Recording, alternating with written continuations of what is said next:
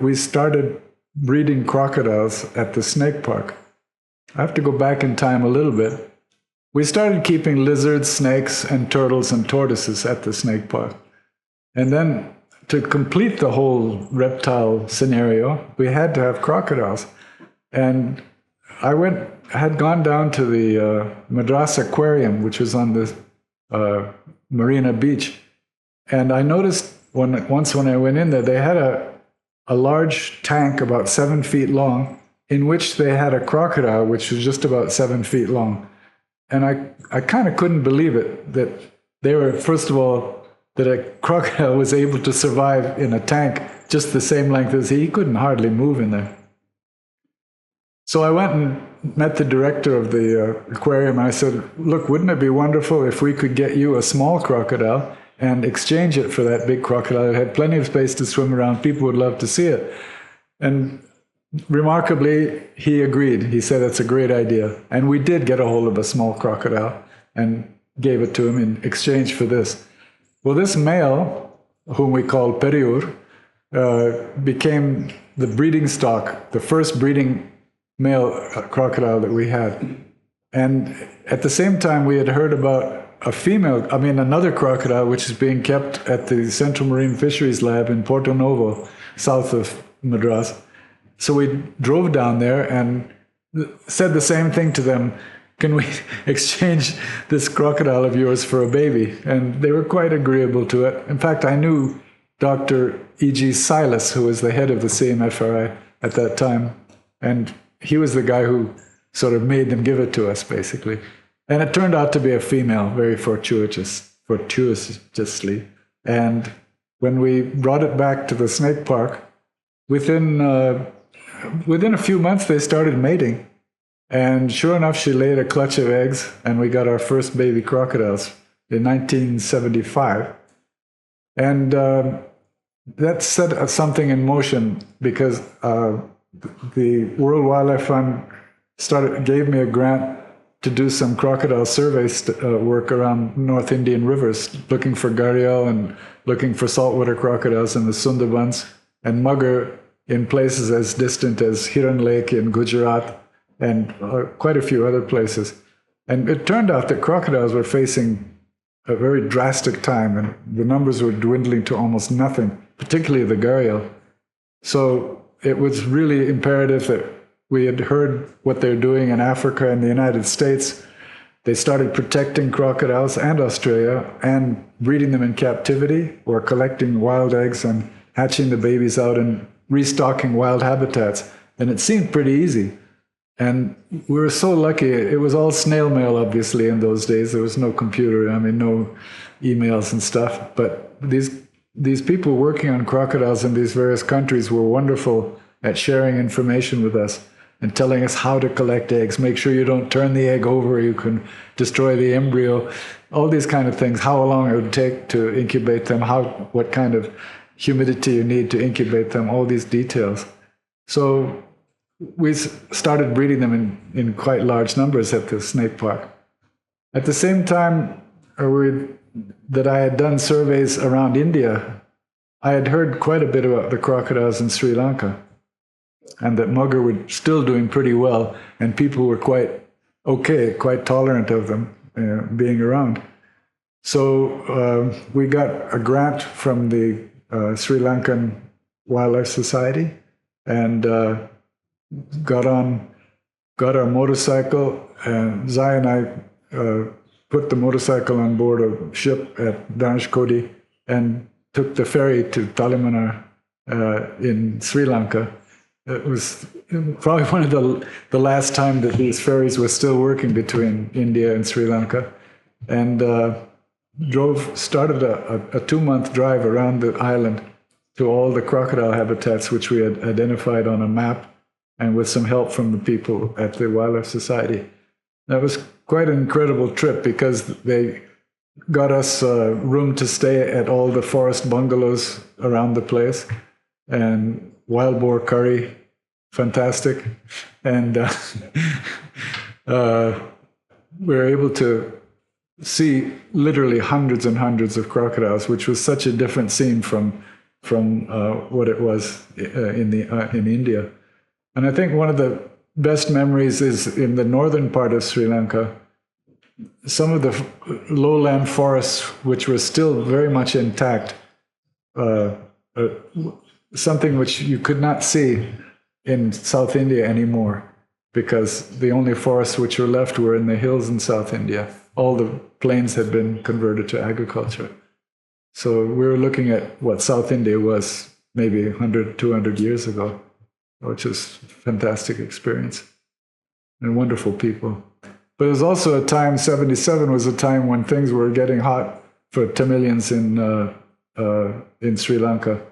And I can remember some of the incidences that had already started happening, and some of the Tamil people telling us, when you get home, just tell them what they're doing to Tamils here. You know, we didn't realize how bad it was going to get in the coming years after that, but it certainly blew up after that. At the Croc Bank, we started out only with 14 mugger, and those 14 mugger, bred themselves into well over 1,000 over the years. And we got a few saltwater crocodiles. Actually, the way we got the saltwater crocodiles was quite interesting too, because the Central Leather Research Institute in Madras wanted to start rearing and breeding crocodiles to see if they could make a leather industry. So they got several 1 meter long young juvenile crocodiles from a croc farm in Singapore. And these are all 4 saltwater crocodiles. And I met the director of the CLRI, which was just opposite the snake park. So, people we knew worked there. And his name was Dr. Naidama. And he said, he took us to see his saltwater crocodile. And I said, what you going to do with them? He says, well, once they reach harvestable size, we'll kill them and we'll see how much value we can get out of the skins. Because this could be an incredibly good industry. We've heard that in Australia and other countries they go ahead. So I quick thinking, my proposal was, how about we rear them for you, because we've already reared hundreds of crocodiles. And instead of killing them, we'll measure them, the belly width, and tell you exactly how much they're worth year after year. So you'll have a much better clue of how much value they will accrue year after year. And he loved the idea. He said, that's great. We don't have to kill them. I said, no, you don't have to kill them. We'll rear them and keep measuring them for you. So he gave us these crocodiles, and one of them became a super croc, and that we nicknamed Jaws, thanks to the movie, of course. And Jaws grew to a total of 17 feet before he died 50 years later, or 45 years later. And probably weighed in excess of 500 kilograms. He was a very large crocodile, probably the biggest in captivity in India, and quite a charmer too. He, in a negative sense, he never allowed any female crocodiles to live with him. We tried breeding him with a female saltwater crocodile because we thought he had the giant genes, which we wanted to preserve. But he would literally trash any other croc that got into the enclosure with him. So he remained a loner until the day he died. But he attracted an awful lot of people, and people all when they came to the Croc Bank, they usually wanted to come on Sunday to see him get fed, because he was a very dramatic star of the show. It's unfortunate that I've totally given up that narrative now, because I see the writing on the wall, so to speak.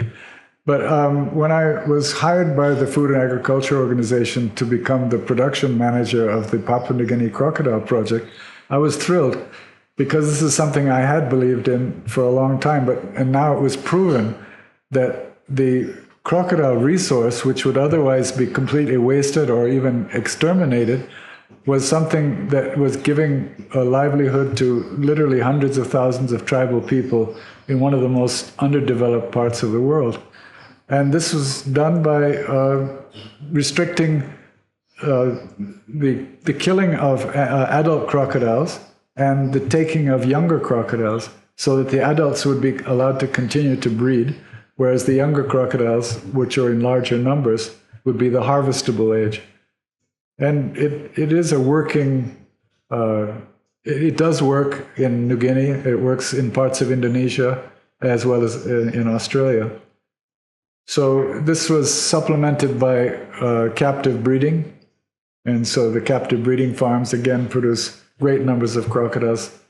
And the skin industry, the crocodile skin industry, is still probably the best managed, in quotes, wild animal skin industry in the whole world.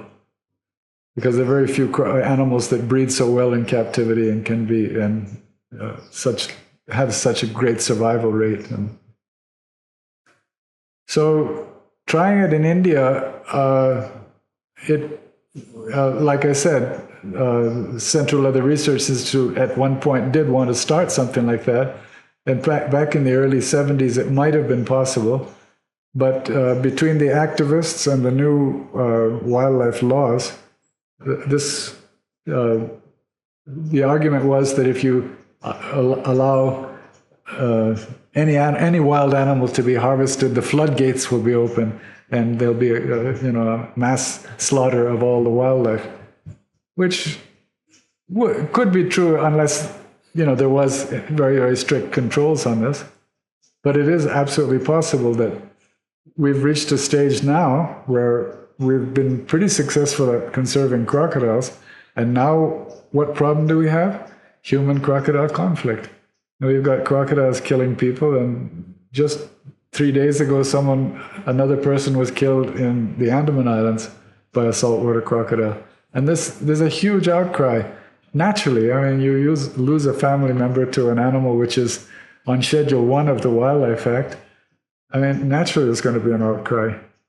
Now, if there was the justification for having a crocodile industry would be, of course, that any surplus crocodiles that are out there causing a problem can be caught and kept in a farm, and the captive breeding, the results of the captive breeding would be a tremendous surplus, which can be harvested. The meat is edible, it's low cholesterol and high protein. The skin is one of the most valuable reptile skins in the world. And the people in France, the tanners in France, Italy, and the United States would be very happy to receive saltwater crocodile skins, which they are doing from Australia and other countries. So we're, in a way, losing out, and we're not really sure what the future is going to hold, because what is going to happen with these crocodiles which are causing problems? They may be killed, yes, and then what? You kill and destroy them, and how many can you kill? And when is there going to be an outcry about how many crocodiles you're killing? And at the same time, the people are living amongst them are pretty scared, and they're wondering what the authorities are doing. So what is the answer to this? I think crocodile farming is an excellent answer, but it's not about to happen in India. The chambal situation and the gharial is probably one of the most ironic sort of aspects of conservation of any species in India, because it is a critically endangered species, which when I did my surveys in the early 70s, we estimated that it was down to less than 200 in the wild, and you could hardly see them anywhere. And you could hardly even get into the chambal because of the dacoits there. So it was very difficult to do surveys except at Rajghat or someplace where a major highway crossed the river where you could see a few gharials still. So, and the fact that our sacred rivers, so-called, the Ganga and the Yamuna, are, for big chunks, filthy cesspools, which not only gharial, but even a fish can't survive in. And yet, here's a river which is literally called unholy, the Chambal, and it's one of the cleanest rivers we have left. But they're doing their best to ruin it as well, and they're extracting so much water now that during the dry season, there are stretches where you can walk across, and things like river dolphins and gharial and so many species of fish can't survive unless the water is of a certain depth. So there's still big problems facing that river, although the gharial has bounced back wonderfully.